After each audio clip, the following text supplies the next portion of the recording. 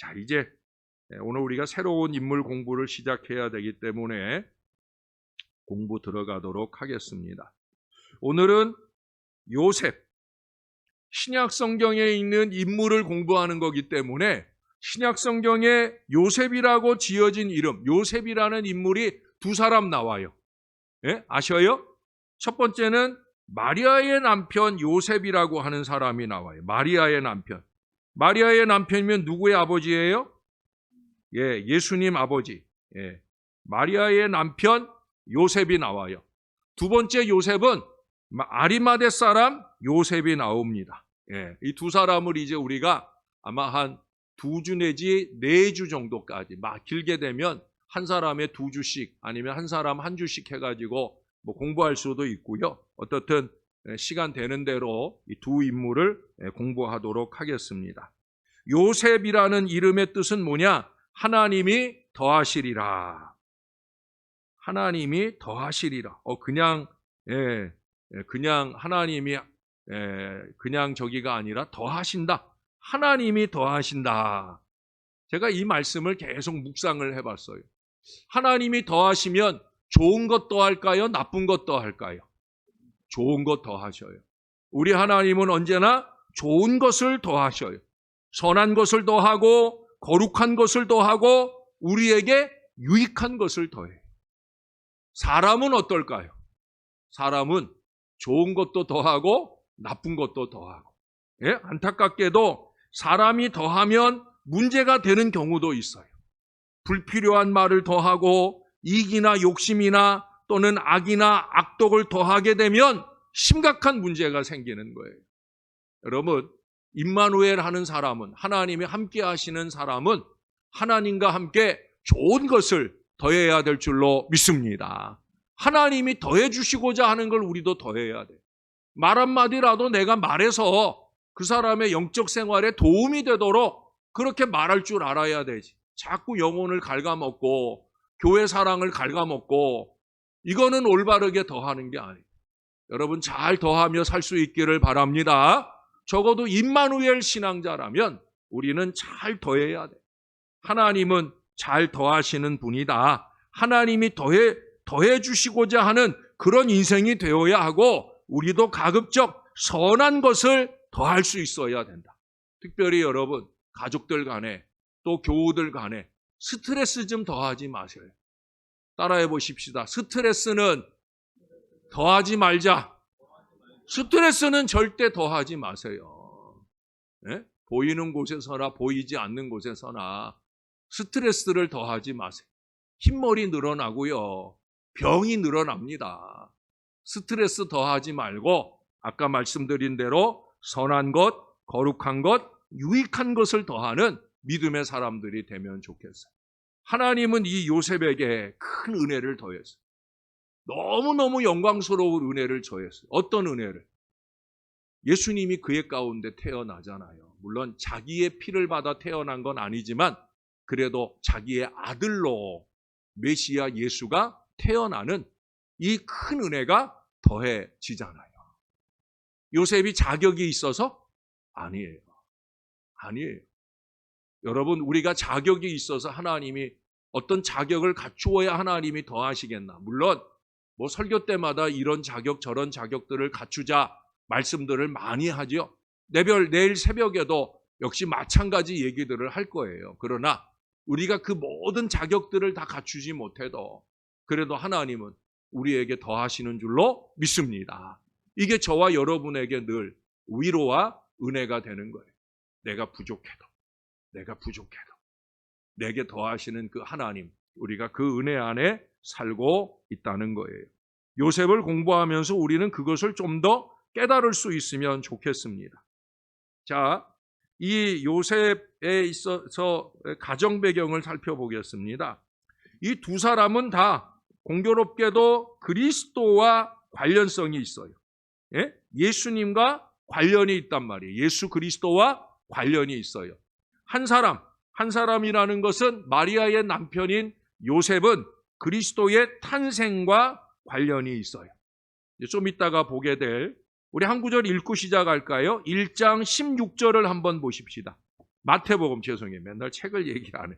마태복음 1장 16절. 찾으셨어요? 예, 같이 한번 읽을게요. 시작.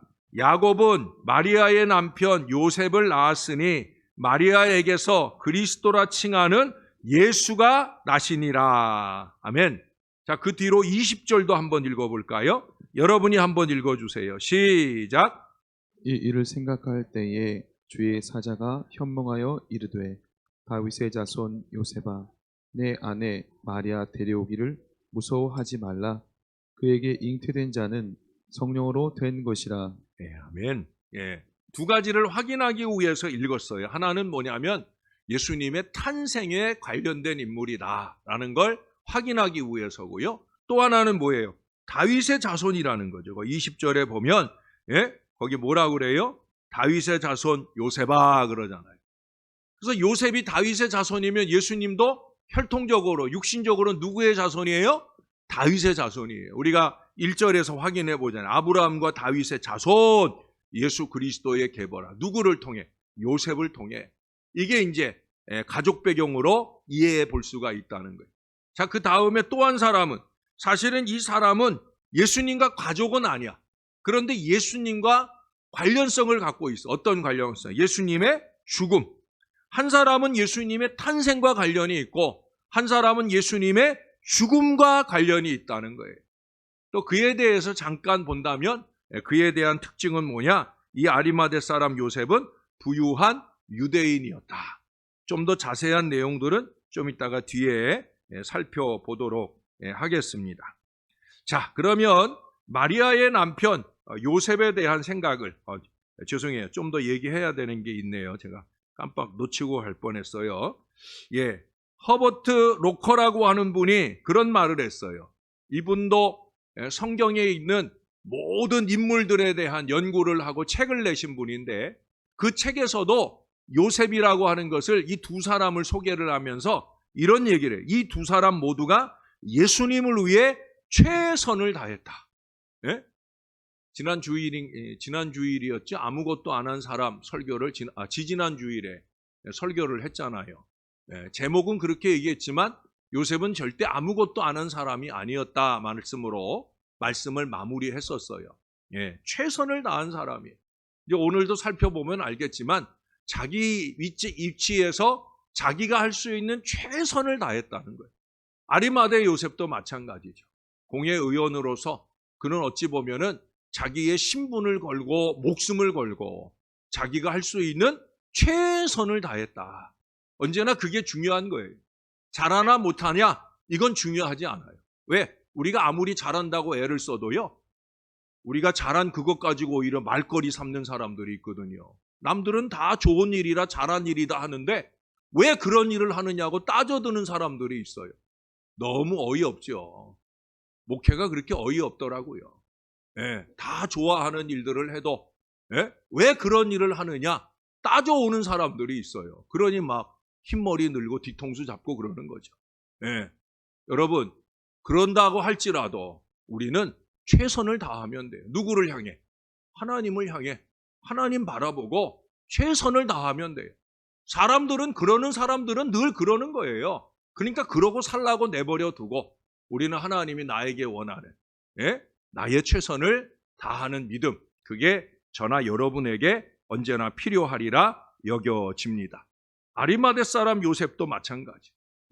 그런 믿음 마음으로 저와 여러분이 열심히 있게 헌신해야 되겠다 하는 마음을 갖게 되어집니다. 자, 이제 마리아의 남편 요셉에 대한 공부를 시작을 할 텐데 첫 번째 꼽을 수 있는 것은 그는 마리아의 남편이라는 거예요. 여러분 이게 그 앞에 있는 족보들 거기 앞에 2절부터 시작해서 15절까지 16절 전반부까지도 거기 나오는 말씀 속에서 보면 누구의 남편이라는 말로 호명되어지는 인물은 요셉밖에 없어요. 대체로 남편의 이름이 나오고 여자의 이름이 4번 나오는데 그때도 남편이 누구에게서 누구를 낳고 이렇게 적고 있거든요. 근데 여기는 보니까 야곱은 마리아의 남편 요셉을 낳았다. 마리아의 남편이라는 것을 강조해요. 그만큼 어찌 보면은 이 마리아가 더 드러나는 인물처럼 보여요. 예? 근데 여러분, 오늘날도 이런 남편들이 교회 안에 많아요. 그렇죠? 그래요, 안 그래요, 여러분? 안타깝게도 마리아의 남편. 제가 교회를 먼저 다니기 시작하면서 고등학교 2학년 때 우리 아버지를 전도했다 그랬잖아요. 그때 사람들에게 교회 교역자들이나 누가 이렇게 우리 아버지를 소개할 때 뭐라고 소개했냐면 그 고등부 회장 그 명준이 아버지라고. 제가 이래봬도 그때 그렇게 유명했어요. 그 당일 교회에서 고등부 회장 김명준, 이건 부모가 교회를 안 다니는데도 아주 열심히 신앙생활하는 아이다. 그래서 그 고등부 회장하는 김명준 아버지다 그러면 다 알아줬어요. 근데 전에도 한번 얘기했을 것 같아요, 제가 군대 갔다 오니까. 그래, 고등부 때니까 고등학교 2학년인데 군대 갔다 왔다고 하면 한 3, 4년 정도 걸린 기간인데 제가 군대 갔다 오니까 사람들이 저를 사람들에게 소개할 때 김영선 집사님 아들이라고. 할렐루야. 얼마나 대단합니까? 전 우리 아버지가 참 존경스럽더라고요. 교회 온 지 4년 됐는데 4년 만에 저하고 입장이 바뀌었어요. 김영선 집사님 아들 명준이라고. 그렇게 소개를 하더라고요. 우리 아버지가 좀 그렇게 뭐 다른 면에서 아니고 저희 아버님이 우리 아버님 연세 때 키가 저만했어요. 저보다 약간 작았으니까. 그러니까 그 당시 분들 중에서는 좀 이렇게 키가 훤칠해. 근데 상대적으로 우리 어머니는 153cm. 그러니까 이게 부부가 너무 표시가 나니까 사람들 눈에 확 띄었던 것 같아요. 그리고 우리 아버님이 이제 옛날에 그래도 이렇게 제가 모태신앙이잖아요. 그래도 우리가 어렸을 때 우리 부모님들이 이제 시험 들어서 교회를 안 나가기 시작해서 그래서 10몇 년 안 나가시다가 전도를 받은 거니까 기본 가락이 있는 거예요. 그 기본 가락에다가 빠르게 교회 생활에 적응하고 또 우리 아버님이 사회성, 사교성이 좋아요. 사람을 잘 사귀고 또 구변도 좋고 말도 잘하시고 그러다 보니 그리고 되게 잘생겼어요. 저는 정말 우리 아버지에 비하면 정말 세 발의 피예요. 이건 얼굴도 아니야. 진짜 저희 아버님은 잘생겼어요. 그래서 그랬는지 몰라도 아주 3, 4년 만에 김영선 집사의 아들이라고 소개를 받아요. 근데 그게 나쁘지 않더라고요. 저는 여러분들의 가정에도 그런 역사가 나타나기를 바랍니다. 지금은 누구의 남편, 아무개 이렇게 소개되어져야 되는 분들도 있지 않겠습니까? 저에게도 또 여러분 서로에게 이분은 아무개 권사님 남편이라고 이렇게 소개될 분들도 있을 거예요. 그러나 그 자리에 머물러 있지 않고 가장은 제가 뭐라고 그랬어요? 가장은 뭐의 준말이라고 그랬어요? 가정 제사장의 준말이라고 그랬어요. 가정 제사장의 준말이 가장이다. 신앙적으로 보면 제가 보면 그렇다는 거예요. 그런 점에서 영적인 주도권을 회복할 수 있어야 돼요. 시작은 누구의 남편으로 시작됐을지라도 차차 그 영적인 주도적 역할로 나아갈 수 있어야 된다는 거예요. 제가 전에 섬기던 교회는요, 젊은 사람들이 많았어요. 근데 젊은 사람들이 많는데 거기도 아내들이 먼저 신앙하면서 우리가 열심히 함께 기도하고 기도하면서 남편들이 한 사람 한 사람 나왔어요. 근데 그 남편들이 한 사람 마지못해 나오기 시작했는데요. 불과 몇 년이 안 돼갖고 이게 바뀌었어요. 그래서 아무개 집사님의 남편 아무개다라고 했는데 불과 몇 년 안 돼서 아무개 집사님의 아내 누구다라고 소개되어지는 전화위복의 역사가 나타났어요. 할렐루야. 처음 된 자가 나중되고 나중된 자가 먼저 되는 거, 이게 바로 성경의 원칙이에요. 누구나 항상 먼저 되고 앞장서고 나아가는 게 아니라 나중되었어도 그래도 앞장서 나아갈 믿음으로 얼마든지 나아갈 수 있다라고 하는 거예요. 그게 어떻게 이루어지냐? 그것은 바로 영적인 체험을 통해서. 오늘 우리가 아까 20절을 읽었잖아요. 이 일을 생각할 때에 좀 이따 설명하겠지만 그냥 생각이 아니라는 거죠. 왜? 그냥 생각만 하면 사람이 생각이 많아지면 범민이 많아지고 범민이 많아지면 잘못된 생각으로 발전을 해요. 근데 그는 생각할 때 어떻게 됐다 그랬어요? 주의 사자가 현몽하여 이르되. 주의 사자가 현몽하는 이 은혜를 입게 된 것은 그가 그냥 인간적인 생각을 한 게 아니라는 거예요. 예? 기도에 집중하고 기도 가운데 골몰하는 그런 생각을 한다는 거예요. 저는 이게 이해가 돼요. 왜? 저도 늘 그렇게 하나님이 주시는 여러분들을 위한 기도 제목들을 제가 생각하는 건 곧 기도하는 거예요.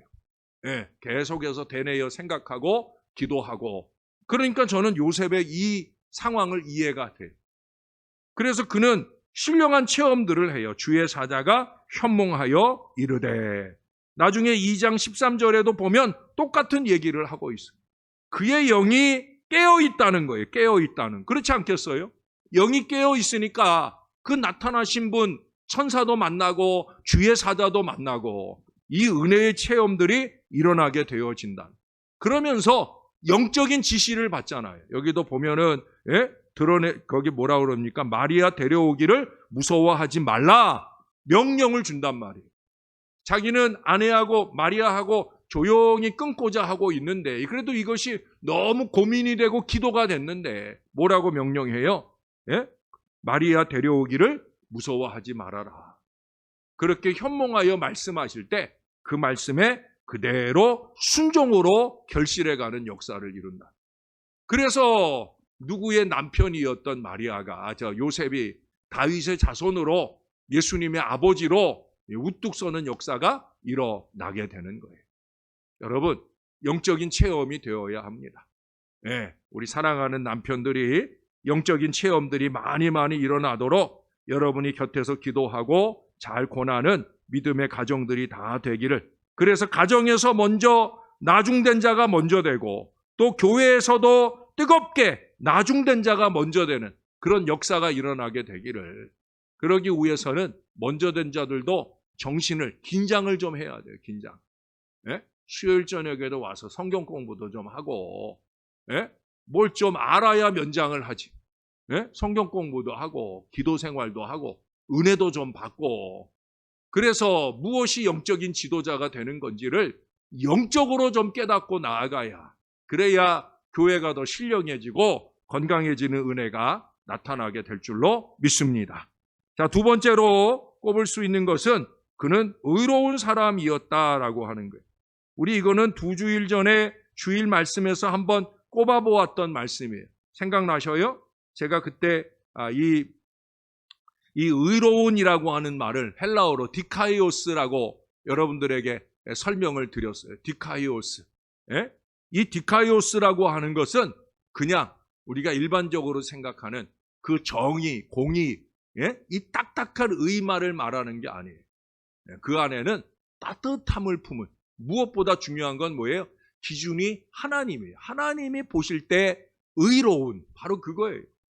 이 사람이 생각할 때 옳은 게 아니고 저 사람이 생각할 때 옳은, 다 각기 갖고 있는 잣대에 의해서가 아니라 하나님 보시기에 어떠하냐 하는 바로 그 의예요. 여러분, 그가 의로운 사람이기 때문에 더 견뎌내기가 어려워요. 뭐가? 내가 믿었던 나와 정혼한 마리아만큼은 절대로 부정한 여인이 아니다. 세상이 두 쪽 나면 몰라도 마리아는 절대 그럴 여자가 아니다. 근데 어느 날 마리아가 와가지고 그러는 거예요. 내가 애를 가졌다고. 여러분 한번 생각해 보세요. 아직 20절에 주의 사자가 현몽하기 전이에요. 한 남자 요셉과 한 남자 마리아가 오래전에 정혼을 하고 이제 결혼할 날이 얼마 안 남았는데 어느 날 갑자기 여자가 찾아와서 미안한데 내가 애를 가졌어. 설명을 한다고 해도 그게 설명이 이해가 되겠어요? 이해가 안 되는 거죠. 너무 크게 실망이 됐을 거예요. 의로운 사람이니까, 바른 사람이니까 이게 더 용납하기가 어려운, 그렇잖아요. 자기도 막 살았으면 그게 뭐 이해가 될 수 있을 수도 있죠. 근데 바른 사람이니까, 그러니까 이게 더 이해하고 받아들이기가 쉽지 않은 거예요. 그래서 어떻게 하려고 그랬다고요? 19절을 한번 보십시다. 그의 남편 요셉은 의로운 사람이라 그를 드러내지 아니하고 가만히 끊고자 하여. 여러분, 그에게 있어서 의로움보다 더 앞서는 것이 있어요. 그게 뭐냐면 바로 긍휼이에요. 긍휼. 예? 가만히 끊고자 했다라는 얘기를 하잖아요. 또 그 다음 20절에 보면 이 일을 생각할 때라는 말씀을 하잖아요. 심사숙고했다는 거예요. 아까 제가 드린 표현처럼 기도 가운데 고민했다는 거예요. 가만히 끊을 마음을 갖고 이게 과연 옳은 일일까? 예? 이게 과연 옳은 일일까? 하나님은 무엇을 원하실까? 이걸 골몰하는 중에 하나님의 개입하시는 역사가 20절에 나타나는 걸 보게 되어집니다. 가만히 끊고자 하는 것도요, 마리아를 위하는 마음이에요. 왜? 마리아는 정혼된 관계에서 자기가 애를 가졌으니까 이거 정혼을 깨야 되는지 말아야 되는지, 그간에 자기가 가진 그 의무에 대해서 어떻게 해야 될지 고민이 많이 될 거 아니에요. 그러니까 요셉이 그 고민을 풀어주는 거예요. 예? 마리아의 고민을 풀어주는 게 단지 그저 더럽다, 싫다, 피하자 이게 아니라 상대방 입장에서 이거 얼마나 우리 마리아가 힘들까, 나한테 말하기까지 얼마나 힘들었을까, 그러면서 자기가 먼저 풀어주어 자유케 하려고 그렇게 가만히 끊고자 하는 거예요. 살리고자 하는 거죠. 왜? 가만히 끊으면 아직 사람들이 마리아 잉태한 줄 모르고 가만히 끊어요. 그러면 사람들이 아무개는 이제 결혼 안 하기로 했대라고 소문이 날 즈음에 이제 마리아가 애를 가진 걸 사람들이 알면 마리아에게 또 다른 남자가 생겼나 보다라고 이해될 수도 있는 거거든. 결국 요셉의 마음속에는 마리아를 살리고자 하는 마음이 있었다는 거예요. 사랑하는 여러분, 이게 바로 신앙이에요. 죽이려 하지 말고 살리려 해야 되는 거예요. 끝내려 하지 말고 이어가려 해야 된다는 거예요. 짐 지우려 하지 말고 자유케 해 주어야 된다는 거예요. 망치려고 하지 말고 잘 되게 해줄 수 있어야 되는 거예요. 그게 신앙이에요. 그게 교회 안에서 열심히 해야 될 일이에요. 반대가 되면 안 돼요. 죽이려 하고 끝내려 하고 짐 지우려 하고 망치려 하고, 그건 교회 안에서 할 일이 아니지. 세상에서도 할 일이 아닌데 교회에서 그따위 일을 하면서 앞에서는 뻔뻔하게 많은 사람들이 목사가 모르는 줄 알아. 미안한데 여러분, 목사가 다 알아. 다 알아요. 어떤 일들은 알고 싶지 않은데도 열심히 알려주는 분들이 많아서 다 알아. 예. 그런 불필요한 일에 열심 내는 사람들이 있어. 예? 여러분, 다 알아요. 목사 모르게 망치려 하고 짐 지우려 하고 끝내려 하고 심지어 죽이려 하고, 이건 교회 안에서 일어날 일이 아니에요. 제가 자주 하는 말이잖아요. 사실은 목사가 강단에서 이 말 자주 하면 안 돼요. 어떤 말? 여기는 교회입니다. 이 말을 자주 한다는 건 뭐예요? 우리가 교회답지 못하다는 거죠. 이건 큰 잘못이라는 거예요. 우리가 교인답지 못하다는 거예요. 우리들이, 예? 우리가 가슴에 좀 손을 얹고 요셉의 이 의로운 마음을 한번 곱씹어 보아야 합니다. 나는 짐 지우려고 하지 않았는가? 나는 끝내려고 하지 않았는가? 나는 망치려 하지 않았는가? 나는 죽이려 하지 않았는가? 이건 정말 하나님이 저와 여러분에게 원하는 마음이 아니다. 우리는 요셉과 같이 그렇게 의로운 믿음의 마음들을 회복하며 아름다운 마음, 아름다운 교회, 아름다운 가정, 아름다운 미래를 열어가야 돼. 이 일들에 요셉이 한 일. 여러분, 우리가 누가복음에 보면, 누가복음을 봤었잖아요. 거기 보면 마리아가 누구한테 가요? 예? 세례 요한의 어머니 엘리사벳에게 가잖아요. 예? 그렇지 않아요? 여러분, 그때가 언제예요? 마리아가 아기를 가지고 한 3개월 정도 됐을 때예요. 예? 그러니까 이제 요셉도 알게 되고, 요셉이 가만히 끊고자 하는 그 낌새도 알게 되고, 얼마나 마음이 많이 괴롭고 힘들겠어요. 그때 어떻게 보면은 요셉이 시간을 준 거예요. 시간. 마리아에게 엘리사벳에 가가지고 그때 갔을 때 어떻게 됐어요? 사가랴는 어때요? 엘리사벳의 남편 사가랴는 벙어리잖아요. 말 참견 할래도 못하는 거예요. 요셉은 집에 있고 또 헤브론에 있는 엘리사벳의 집의 남편 사가랴는 벙어리고, 그러니 자연 마리아와 엘리사벳이 대화를 많이 나누면서 위로를 받았을 거 아니에요. 어떤 관계는 대화를 나눌수록 시험을 안겨주는데 마리아니까 엘리사벳이니까 그들은 함께 성령이 충만하니까. 여러분, 성령이 충만한 사람과 성령이 충만한 사람이 만나면 위로가 되고 격려가 되고 힘이 나는 거예요. 근데 악의와 악덕이 충만한 사람과 성령이 충만한 사람이 만나면 어찌 되겠어요? 안타깝게 성령이 충만한 사람이 그 영이 자꾸 다쳐요. 예? 안타깝게도 그래요. 여러분, 마리아와 엘리사벳 같은 대화 관계가 돼야 돼요. 예? 성령이 충만한 사람. 제 얘기가 아니잖아요. 거기 누가복음 1장에 보세요. 성령 충만한 엘리사벳과 성령 충만한 마리아가 만나잖아요.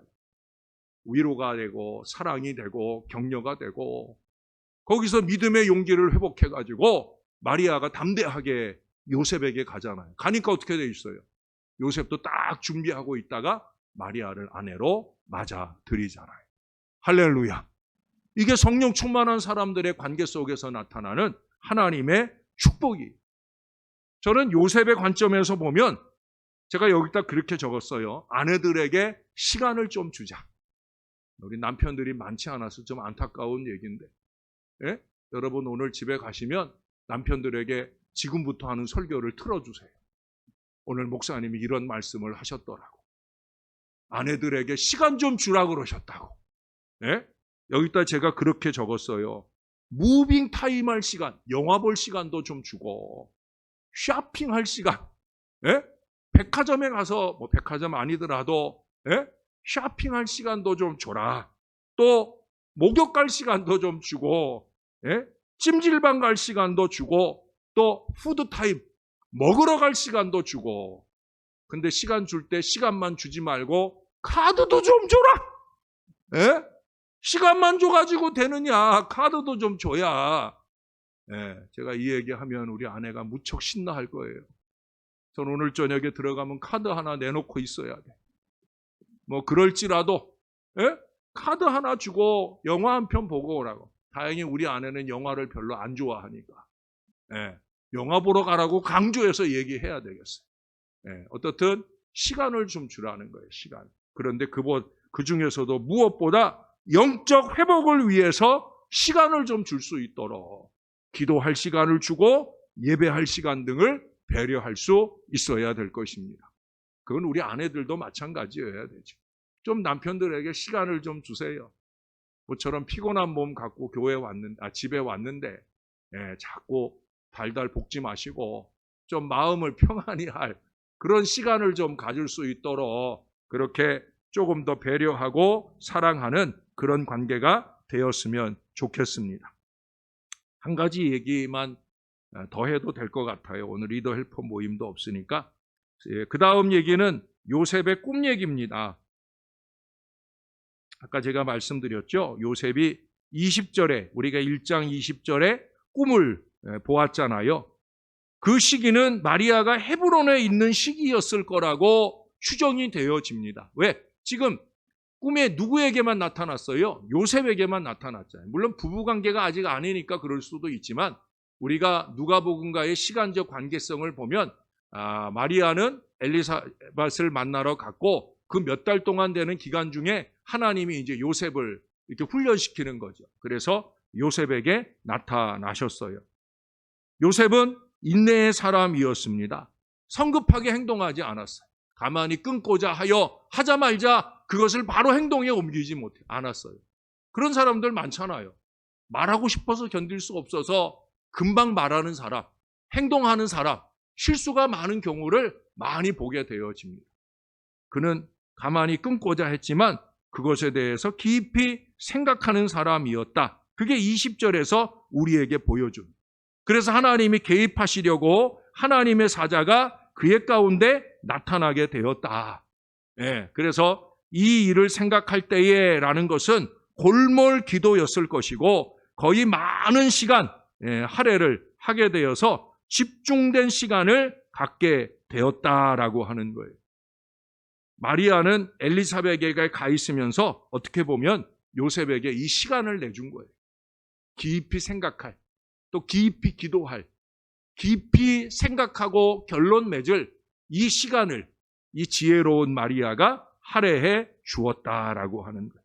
그러면서 이제 여기 20절에 아주 중요한 선언이 주어지잖아요. 이게 뭐냐면 다윗의 자손 요셉으로 알려지고 있다라고 하는 거예요. 그 다음 21절에 가보세요. 아들을 낳으리니 이름을 예수라 하라. 이는 그가 자기 백성을 그들의 죄에서 구원할 자이심이라 하니라. 지금 메시아 예수님의 탄생이 고지가 되고 있는 거예요.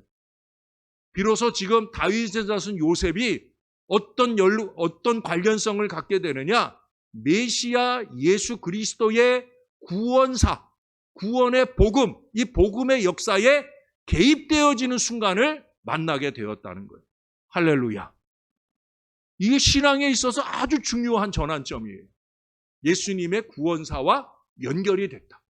저와 여러분은 예수님의 구원사와 두 가지로 연결이 됩니다. 한 가지는 뭐냐면 내가 구원받았다는 거예요. 내가 예수 믿고 구원받았다. 믿습니까? 이게 예수님의 구원사와 연결되는 첫 번째 자리예요. 내가 예수 믿고 구원받았다. 근데 그 자리에 머물러 있으면 안 돼요. 나에게 구원을 주신 그 예수를 전하는 사람. 그래서 누군가에게 예수 복음 전하고 그 예수 복음으로 구원받게 하는 일을 할 때 이게 바로 예수님의 구원사의 두 번째 개입되어지는 놀라운 은혜가 임하게 되어지는 거예요. 우리가 이사야 7장 14절 말씀을 오늘 거기 21절에 인용하고 있지 않습니까? 또 그 뒤에도 보면은 23절에 보면 보라 처녀가 잉태하여 아들을 낳을 것이요 그의 이름은 임마누엘이라 하리라 하셨으니 이를 번역한즉 하나님이 우리와 함께 계시다 함이라 하는 첫 번째 임마누엘의 은혜가 임하게 돼요. 여러분 첫 번째 임마누엘의 은혜라는 건 뭐예요? 마리아의 태중에 예수님이 하나님의 신 예수님이 마리아의 태중에 임마누엘로 잉태하셨어요. 이게 첫 번째 임마누엘 사건. 근데 그 일에 누가 쓰이느냐? 요셉이 쓰이고 있다는 거예요. 지금 이 말씀들 속에서 20절부터 23절, 24절, 25절까지 이어지면서 자기 정체성이 회복되어지기 시작하는 거예요. 여러분 신앙의 자기 정체성은 하나님과 나, 이 관계가 회복되는 거예요. 예수님과 나, 이 관계가 회복되는 거예요. 이 정체성 회복이 필요합니다. 누구와 어떤 좋은 관계를 맺고 있느냐? 이게 중요한 게 아니에요. 교회에서 내가 누구랑 친하냐? 이게 중요한 게 아니에요. 목사님과 내가 친하냐? 이게 중요한 게 아니에요. 이보다 더 중요한 건 뭐예요? 저의 등 뒤에 계신 주님의 십자가를 바라보면서 주님과 친해지시는 여러분들이 되시기를 주님의 이름으로 축원합니다. 지금 요셉이 그 단계로 접어드는 거예요. 마리아의 남편이었던 요셉이 이제는 예수님의 아버지로서의 사명의 자리로 나아가게 되는 거예요. 예수님의 구원사에 쓰임받는 사명자로서의 삶을 살게 되었다.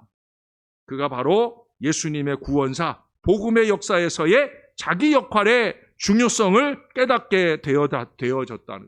이건 저나 여러분도 마찬가지. 여러분, 신앙에 있어서 이게 제일 중요합니다. 쓸데없는 역할에 앞장서지 말아야 됩니다.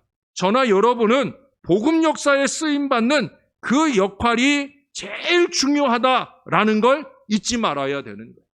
성전 뜰만 밟는 사람 말고, 여러분 성전 뜰만 밟고 간다고 의로운 사람 되는 게 아니에요. 사명적으로 살아야 돼요. 사명적 의, 이 사명적 의가 회복돼야 돼요. 사명적 의가 뭐예요? 복음 사역에 쓰임 받아야 된다는 거예요. 전도하고 선교하고 이게 중요한 사람이 되어야 되는 거예요. 예? 예수 잘 믿는 예수님의 제자라는 건 뭐예요? 여러분 복음서 다 읽어보세요. 예수 잘 믿는 예수님의 제자가 된다는 건 뭐예요? 예수 복음 전하는 사람이라는 거예요. 예수님 12 제자들 보세요. 한 사람도 이스라엘에 남아있는 사람들이 없어요. 예? 반모섬에 끌려간 사도 요한이 제일 가까이 있는 사람이에요. 나머지는 다 전 세계로 흩어져서 복음 전하다 순교하는 위대한 역사에 쓰임 받잖아요. 그게 제자예요. 제자랍시고 말하는 사람이 전도 안 하고 선교를 무시하면 그건 제자가 아니에요. 그건 교회의 뭣도 아니에요. 아무것도 아니에요. 예. 교회 안에 사명적 의의에 충실한 하나님의 일꾼, 직분자는 뭐냐? 전도와 선교, 복음의 역사에 쓰임받는 이 사명적 의의가 회복되어진 사람이다. 저나 여러분 이것을 잊지 말고 교회 안에 나의 신앙적 정체성을 회복하고 주님이 원하는 그 거룩한 의, 복음적 역사에 쓰임받는 주님의 귀한 제자들이 다 되시기를 우리의 구주 되시는 예수님의 이름으로 간절히 축원합니다. 우리 다 같이 한번 기도하십시다. 한 마음 한 목소리로 간절하게 나도 예수 복음, 예수님의 구원사와 관계 있는 사람이길 원하나이다. 예수 믿고 구원받는 이 은혜를 주셨사오니 이제는 예수 믿고 구원받도록 하는 일에 이 땅에서와 저 세상에서 열심히 있게 전도하고 선교하는 일에 쓰임받는 사명적 의의가 회복된 건강한 일꾼이 되고 싶습니다. 우리 간절한 마음으로 우리 가정 안에서 남편은 아내에게, 아내는 남편에게 그렇게 믿음의 거룩함을 회복할 시간을 배려할 줄 아는 은혜로운 가정들이 다 되게 하시도록 위해서 기도하겠습니다. 다 같이 기도합니다. 좋으신 아버지 하나님의 은혜와 사랑을 감사합니다. 주님이 붙들어 주신 은혜로 우리가 주 안에 삽니다. 복음적 역사를 일으켜야 할 하나님의 사람으로 부름받아 은혜 가운데 삽니다. 오늘도 말씀을 주셨습니다. 마리아의 남편 요셉이 다윗의 자손 요셉으로 변화되어지고 예수의 아버지로 변화되어지는 예수의 이 놀라운 구원사에 쓰임받는 일꾼이 되는 걸 보게 됩니다. 하나님 우리도 신앙의 연륜에 걸맞는 믿음이 있게 하여 주옵소서. 좀 영적으로 생각하고 살게 하여 주옵소서. 가만히 악한 일들만 도모하는 인생이 아니라 가만히 더 깊이 골몰 기도하게 하여 주셔서 우리에게 주시는 하늘의 지혜를 깨닫게 도와주시고 그 은혜 가운데 강해지는 하나님 사람들 되게 하여 주옵소서. 무엇보다 나를 부르신 부름이 이 복음의 역사를 위해 부름인 것을 잊지 말게 도와주옵소서. 예수의 구원사와 연결된 인간, 예수의 구원의 은혜를 입었사오니 이제 이 구원의 복음을 더 힘있게 증거할 하나님 사람 되기를 소원하는 간절한 마음 있게 도와주옵소서. 주님이 우리와 함께 하시옵소서.